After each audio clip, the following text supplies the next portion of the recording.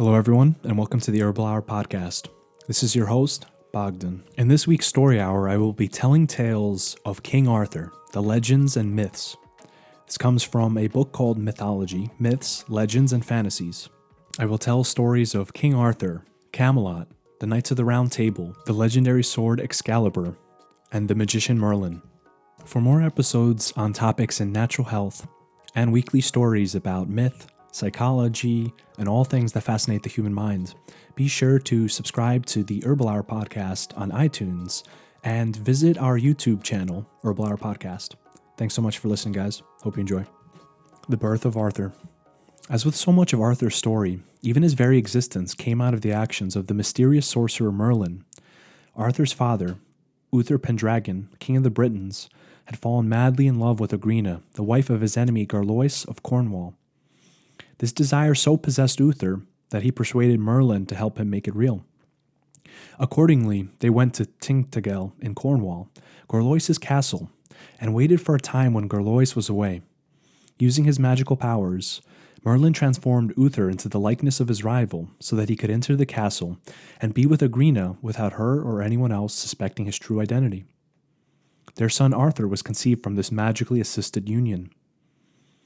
After leaving the castle, having satisfied his lusts, Uther learned that Garlois had been killed in battle just a few hours before. He lost no time in pressing a suit on Igrina, and ultimately he married her. In this way, although Arthur had been conceived through a magical deception, he was legitimized as Uther's heir, as he was born after the marriage of his mother to the man who was, in fact, his father. We do not know whether or not Igrina ever became aware of the truth of Arthur's conception. Indeed, she plays no further part in his story. Although Uther and Igrina had no other children, the marriage brought Arthur older half-sisters. The youngest, a girl called Morgan, or Morgan Le Fay, would grow up to be a powerful sorceress and become in time a major force against Arthur and his kingdom. Shortly after Arthur's birth, Merlin came to Uther and, prophesying that the king did not have long to live, warned him of the grave dangers that surrounded his son from the nobles who would try to seize power after Uther's death. Uther was not a foolish man. He agreed readily with Merlin's plans to take the infant Arthur away and hide him with a foster family where he would come of age in safety. Not long after this meeting, Uther died, and, as Merlin had foreseen, the country returned to a state of violence, split into warring factions, vying for rulership. The true ruler of England. After 15 long years of this conflict, a strange event took place. In a churchyard, there appeared a large stone with a heavy iron block, known as an anvil, on top of it. Thrust deep through both stone and anvil was a sword with the following words inscribed on its blade: "Whosoever pulls out the sword is rightful born King of Britain." Seeing a chance to find peace with this wonder, the archbishop, counseled by Merlin, announced a truce to be held over Christmas.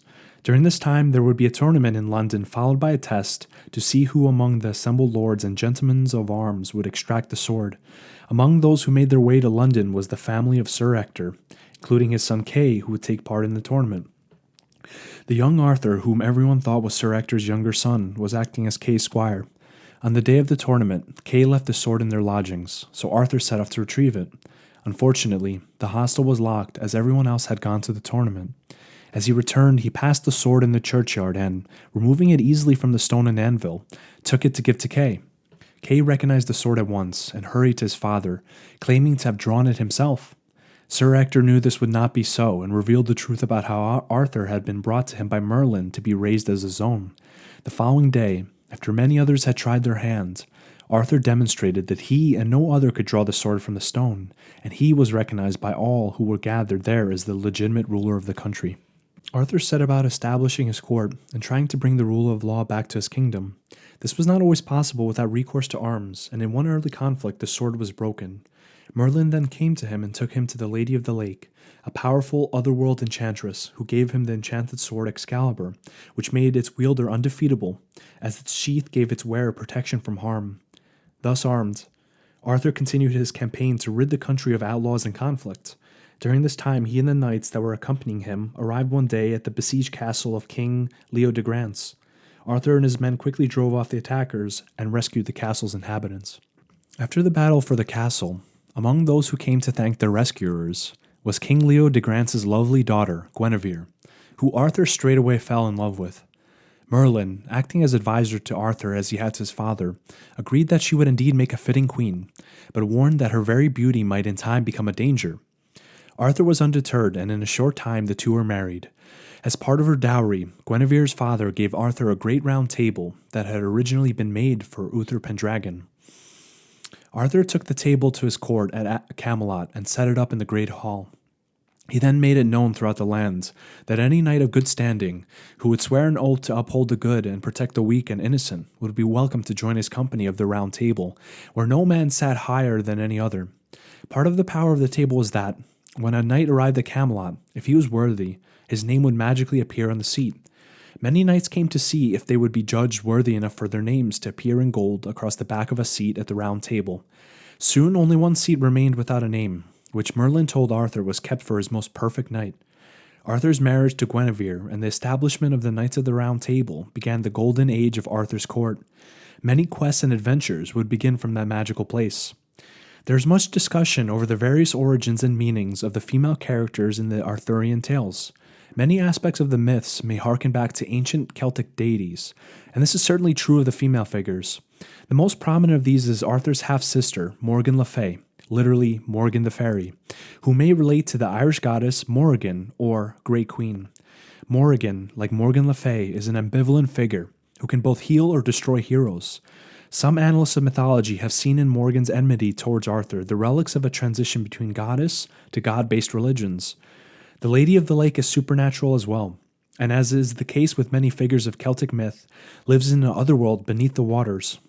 One form of her name, Viviana, suggests a connection with the Celtic water goddess, Coventina. Even Guinevere's name can be translated as the White Spirit.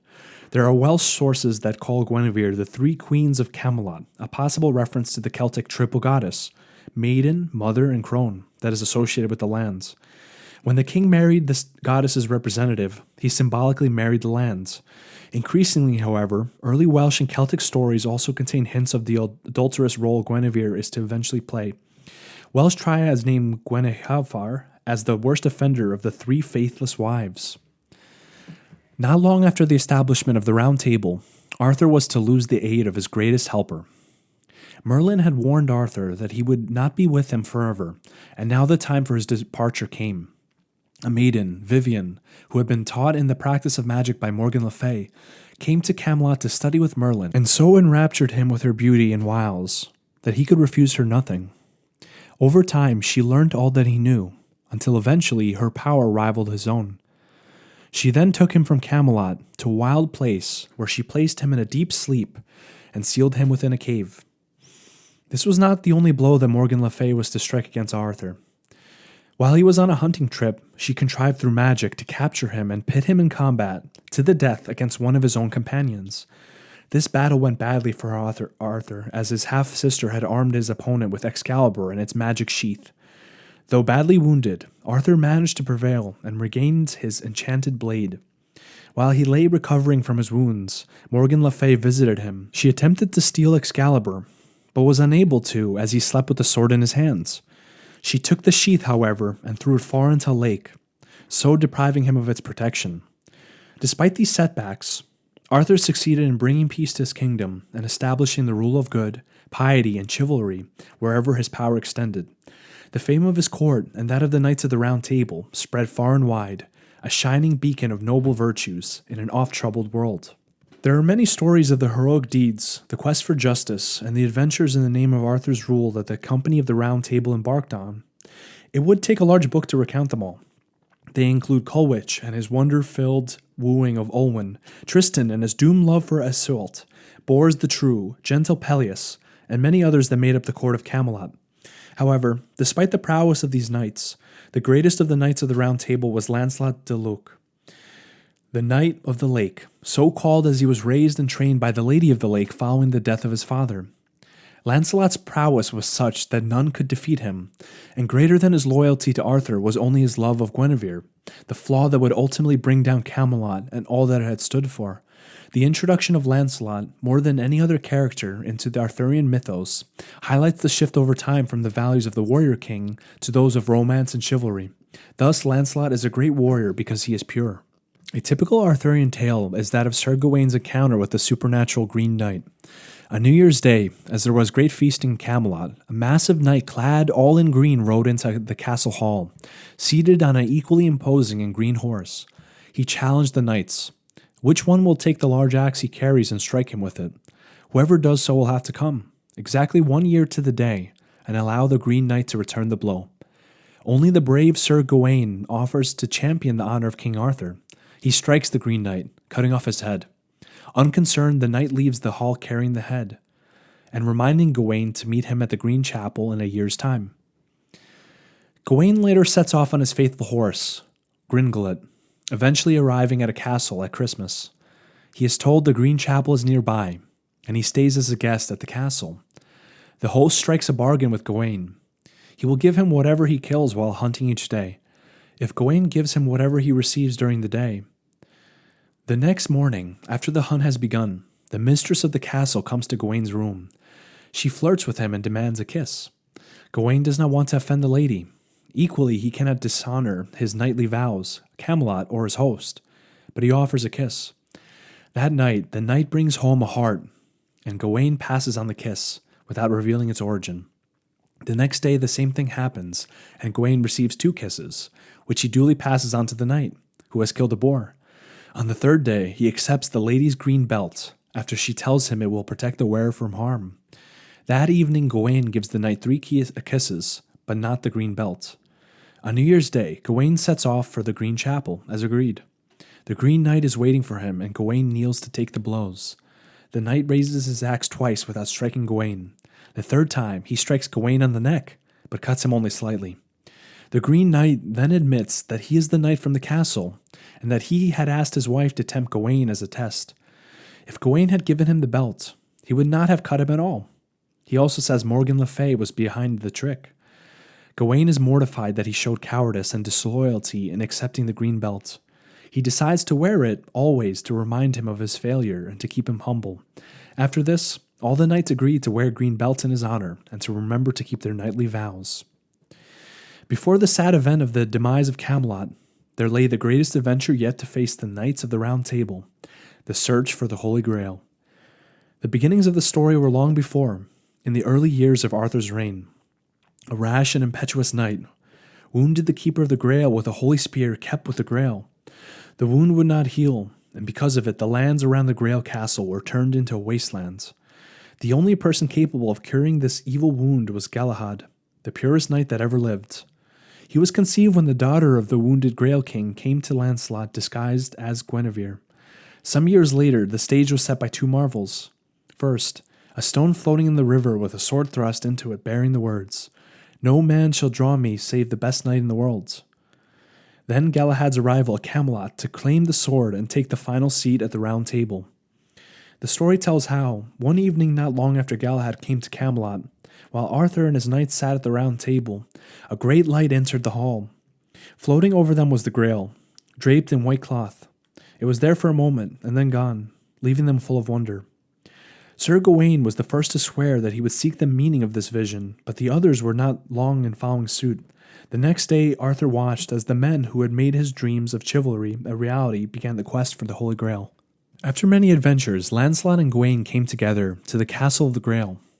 Gawain was allowed to enter the Grail Chapel, but Lancelot, a sinner through loving Guinevere, was denied entry. Gawain's actions removed the curse on the wasteland around the Grail Castle, which began to grow again. After these 2 had left, Bors, Percival, and Galahad arrived at the castle. All 3 were admitted to the Grail Chapel, but only Galahad was given the Grail to drink from. Using the same spear that the young knight had used to wound the Grail King, Galahad cured the wound of his grandfather, and having fulfilled the divine role he had been born for, died. Percival remained at the castle, married the handmaiden of the Grail, and became the new Grail King. Only Bors was left to return and tell Arthur of the success of the quest. Percival was the Grail King's nephew, and he had been raised by his mother in the woods. He thought that knights were angels when he first saw them. When he discovered their true nature, he knew that he could not rest until he became as they were, and set off in a ragged outfit with just a small spear. Fortunately, his prowess matched his simplicity. In Camelot, he became a great fighter and received a veneer of civilization. Unfortunately, his new manners worked against him in the Grail quest. On an earlier journey, he encounters the Grail at the castle. In the Grail procession, but remains politely silent, not uttering the question, what is the Grail and whom does it serve? That would begin healing the wastelands. When he finally found his way back to the Grail, he was older and wiser. He was then able to take his destined place as the new Grail King. Many knights never returned from the Grail quest, and times were changing. Arthur was getting older, his knights were elsewhere, and Camelot was no longer as happy a place. As well, certain knights were envious of Lancelot and determined to expose him and Guinevere's lovers. Chief among these plotters was Mordred, son of Morgan Le Fay, and some say Arthur's bastard son, born of incest. The lovers were becoming careless, and one night the conspirators caught Lancelot in the queen's chamber. Seizing a sword, Lancelot fought his way free and escaped. Mordred demanded that Guinevere be burned for her infidelity, and as sworn upholder of the law, Arthur had no choice. Sadly, he agreed. On the day of the execution, Lancelot and his followers appeared. Fighting their way to the stake, they released Guinevere, and he rode off with her. In the melee, Lancelot unwittingly killed Agravain, Gareth, and Gaheris, brothers of Sir Gawain and the Knights of the Round Table. They had been unarmed as a sign of grief at Guinevere's impending death. Gawain, although always a friend of Lancelot and no supporter of Mordred, was incensed and swore to take revenge. Arthur's forces, led by Gawain, besieged Lancelot's castle. The castle could not be taken, and Arthur was persuaded to take Guinevere back and allow Lancelot to go into exile. For a while a troubled peace lasted, but the unity of the Round Table had been broken. Mordred and his followers continued to agitate against Lancelot, and Gawain brooded on the deaths of his brothers. Finally, arguing that Arthur must avenge his injured honor, Gawain persuaded the king to once again lead his forces against Lancelot, leaving Mordred behind at Camelot as regent. The siege of Lancelot's castle went on for many months, Gawain all the time challenging Lancelot to single combat and taunting him as a coward. Unhappily, Lancelot finally accepted the challenge. He won but would not kill his former friends. As soon as he recovered, however, Gawain challenged Lancelot again, and again Lancelot defeated him. Then a message arriving from Guinevere, asking for urgent assistance. In Arthur's absence, Mordred had set about consolidating his power. He spread the rumor that Arthur had been killed, and claiming the throne for himself, tried to force Guinevere to marry him. Arthur was furious and left for Britain with all his men, swearing vengeance. In the first battle, Gawain's recent wounds reopened. As he lay dying, he wrote asking Lancelot to come to Arthur's aid. Sadly, this message was too late. Arthur pursued Mordred until their two armies met. The slaughter was terrible. Surrounded by the dead knights of both sides, Arthur finally confronted Mordred face to face. They fought savagely, and Arthur killed Mordred on a spear, but not before he himself was fatally wounded. In his dying moments, Arthur called his remaining knight, Bedivere, to him. Handing him the great sword Excalibur, Arthur ordered that it be cast into the nearby lake. Bedivere did as he was commanded, and as the sword flew out over the water, a hand broke the surface and caught its hilt. Flourishing the blade, the hand sank beneath the waves, returning Excalibur to the other world where it had been made. Bedivere returned to the dying king and helped him to the water's edge. There they waited as a black boat drifted toward them. On the boat were several women, including Lady of the Lake and Morgan Le Fay. Gently they picked up Arthur and placed him on board. Pushing off from the shore, they took Arthur to the Isle of Avalon, where he lies to this day, waiting to be roused from his slumber to once again assist Britain in its hour of need. Thank you for listening. If you enjoyed these readings, be sure to check out the book Mythology, Myths, Legends, and Fantasies. It's a large book filled with beautiful illustrations. One of my favorites in how it goes through the myths of all traditions in a very simple way that's relatable, understandable, in story format. That's why I shared that part of the book with you guys today. I hope you guys tune in next week. And this upcoming Herbal Hour podcast, I had on a naturopathic medical student, and we talked about our journey in becoming naturopathic doctors, our struggles, insights, and how spirituality and religion can be part of your path and how they can help you overcome struggle. Hope you guys tune in. Be sure to subscribe if you like these kind of talks on natural health and the sharing of stories, the great myths of life that help us live in our daily lives. Thank you so much.